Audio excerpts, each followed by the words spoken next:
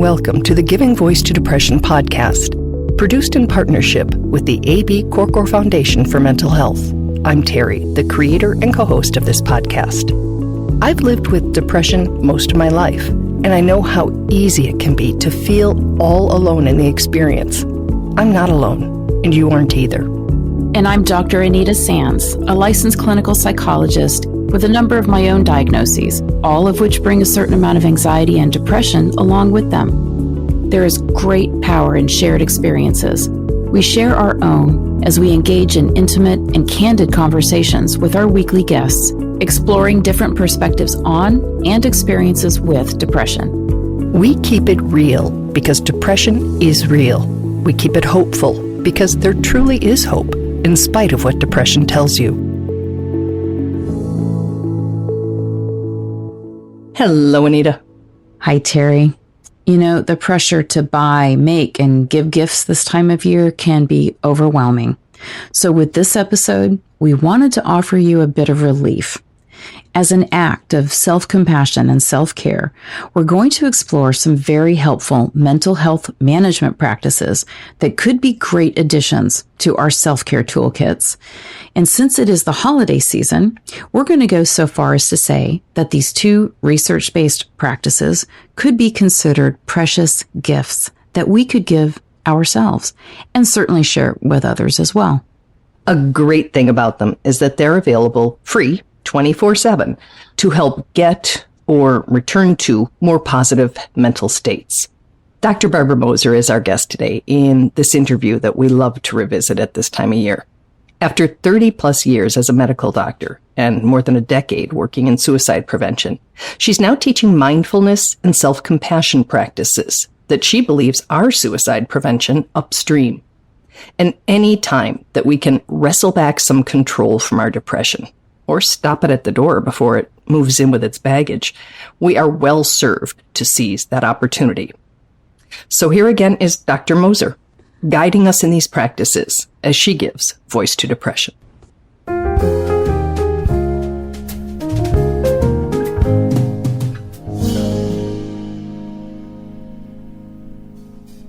All right, we will dive in.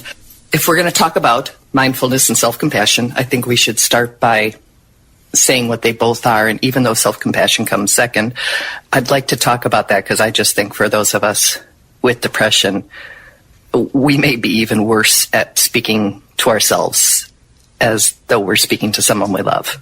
Yes, absolutely. And for some folks, it's a concept that really never occurs to you unless it's really put in front of your face. Mm-hmm. And that was certainly true for me. I always thought of myself as a very kind and caring medical provider. I really genuinely loved my patients and really wanted the very best for them, wanted to do the very best for them, wanted to see them be better.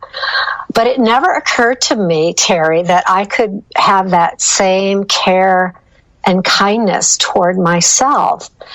And one really, I think, accessible way to think about self-compassion is that self-compassion is really treating yourself with the same care, the same kindness, the same love as you would a dear friend. Let that settle in. Treating ourselves with the same care, kindness, and love that we'd give a dear friend. It's a simple and revolutionary idea, especially for those of us convinced by depression that we're somehow not worthy of that tenderness. Self-compassion is very strongly associated in clinical studies with positive mind states, wellness, emotional well-being, life satisfaction, happiness.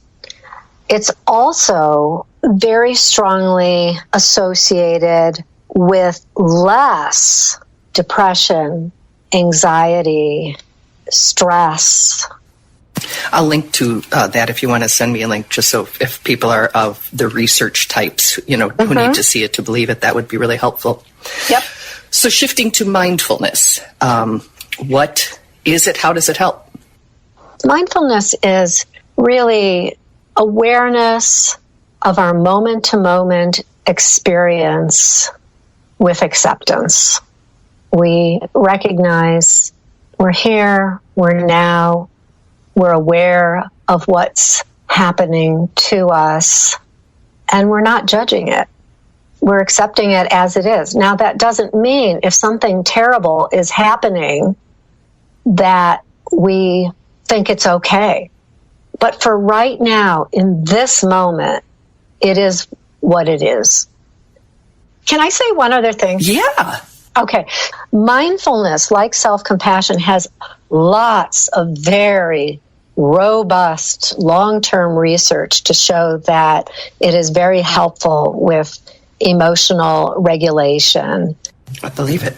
So how would these practices help somebody who's really struggling right now for any number of reasons? Yeah, absolutely. Things are unpredictable. And we, as humans, we like to be able to count on things. We like to be able to know what's going to happen, and we like to have some sense of control. And this is a very out of control time for a lot of us right now. Absolutely. I personally, and many people I speak with, are often on an emotional roller coaster. You know, some days I'm feeling just awful. My depression is kicking up. I'm down. And I'm feeling a little bit of that downward spiral into the hole. Other days, I'm feeling pretty good. I'm going forward. I'm helping other people keep their mood up. So given all of those things that are going on in our own minds and our own homes and our own lives and, and on this globe, how can we use those tools to help us get through it?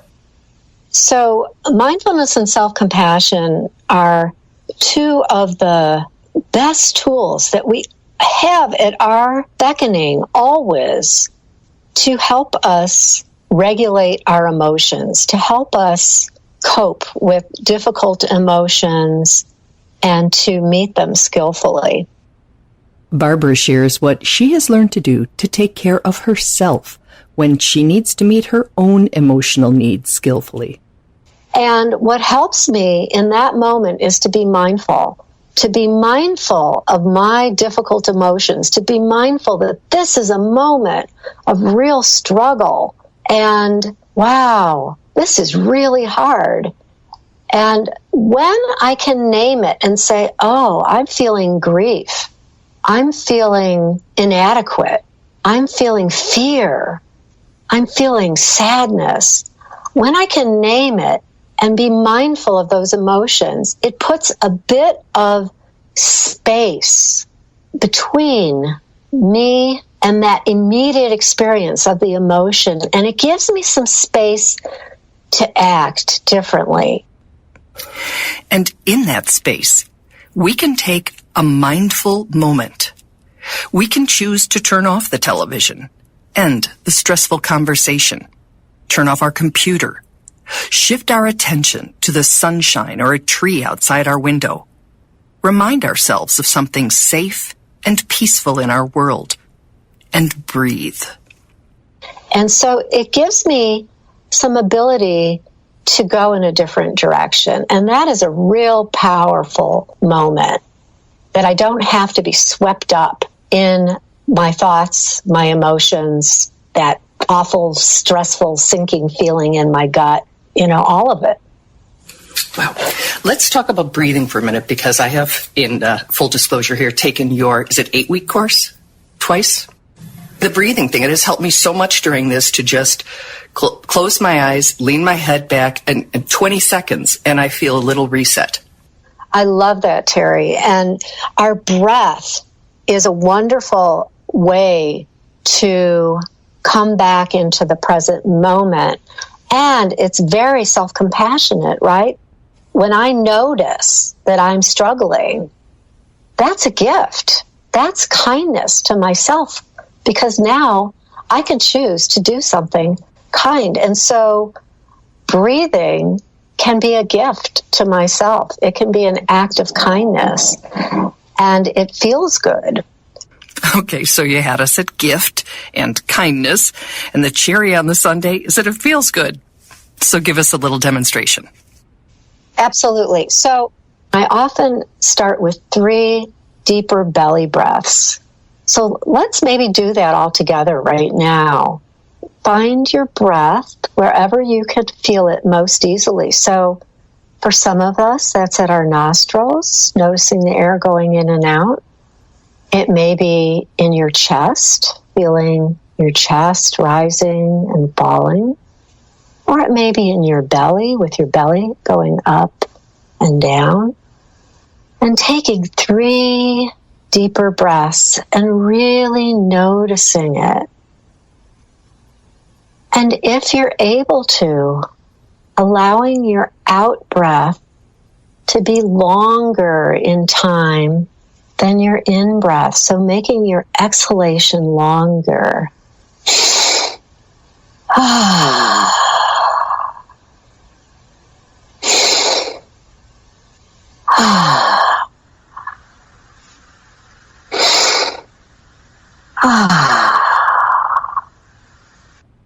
The longer exhalation, as Barbara explains it, involves our parasympathetic and autonomic nervous systems. In lay terms, it calms our nervous system when we're feeling anxious or stressed. I feel it all the time when I'm just wired to be very stressed. And for those of us, me too, who have a history of trauma, we can't help this. This is just how we are. This is how our brains function. And so our normal sense of safety and security and response to danger that we all are wired with is heightened. And you've taught me to put my hand on my heart or to give myself a hug while I'm doing that breathing. And I have to admit, when you first said it, I was like, yeah, I don't know. But now I almost can't do it without my hands on my heart. Oh, and when you say that, Terry, guess where my hands are right now? Right over my heart, both of them. Yep. Soothing, comforting touch is another ancient piece of neurological wiring that we as mammals have.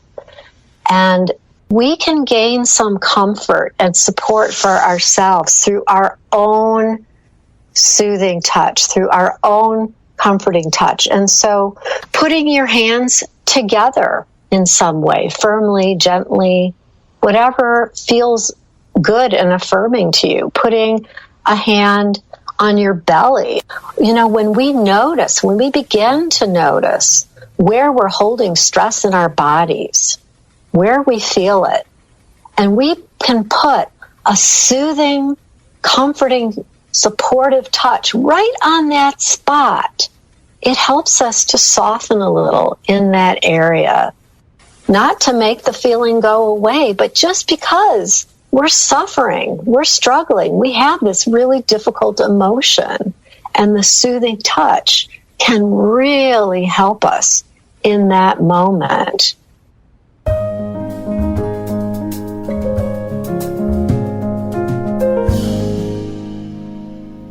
Terry, I love both of these practices so much. I think that for all of us living in this increasingly stressful world, I think the one thing that we do all need to focus on daily is to help ourselves and others to feel safe.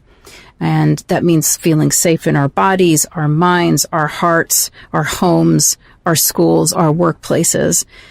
I think the safer that we feel, the better we are. And certainly the better our mental health is. I agree, and I would add that also in this increasingly divisive time, feeling connected is important. And when we realize that concept of humanity and that everybody in whatever situation we're in that causes us struggle would also be struggling in that under those same circumstances. Mm-hmm. And when I heard that, there was just this part of me that's like, oh, yeah, it's not me. Not that I think I'm the only one struggling, but I think I'm the only one failing. I think I'm the only one not handling it as well. Yeah. And hard things are hard. Sad things are sad. So it's normal. It's human to feel a reaction to them. Absolutely. Yeah. And we do have to be careful not to judge, as I think AA says, you don't want to judge other people's insides, when all we can see is the outside. And we don't know what other people are going through, no matter what it looks like on the outside.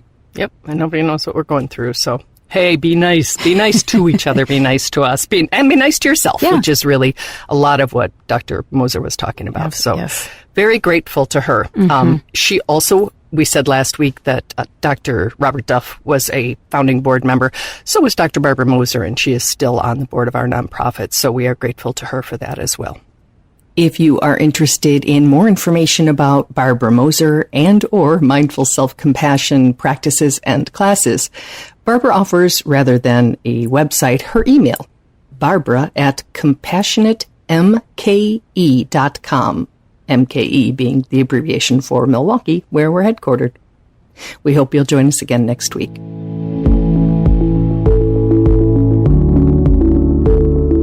We truly hope that our podcast brings a little more understanding, helps you better articulate and reflect on your own experience with depression, or better understand how to support someone else who is struggling. If this episode has been of comfort or value to you, know that there are hundreds of others like it in our archive, which you can easily find at our website, givingvoicetodepression.com. And remember, if you're struggling, speak up, even if it's hard. If someone else is struggling, take the time to listen